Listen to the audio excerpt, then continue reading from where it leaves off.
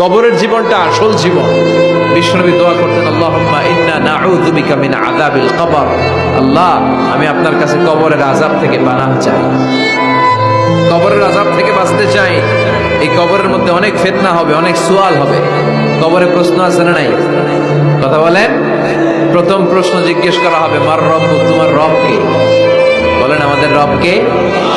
ওয়া মা দীনুক, তোমার ধর্ম কি? বিষ্ণুবীর চেহারা দেখিয়ে বলা হবে, তাআরিফু মান হাযার রাজুল, এই লোকটারে চিনো? আমরা কি বলবো? আমরা চিনি, উনি আমাদের প্রিয় রাসূল মুহাম্মদুর রাসূলুল্লাহ সাল্লাল্লাহু আলাইহি ওয়াসাল্লাম। এরপরে জিজ্ঞেস করা হবে, এগুলো কোত্থেকে শিখলা? আমরা বলবো, কোরআন থেকে। ফায়ুফসাহু লাহু কবরুহু ৭০ যিরাআন। সুন্দর সুন্দর উত্তর করতে পারলে আপনার কবরটারে ৭০ হাত লম্বা করে দেওয়া হবে। ইফতাহু লাহু বাবুন ইলাল জান্নাহ, জান্নাতের দিকে একটা দরজা লাগিয়ে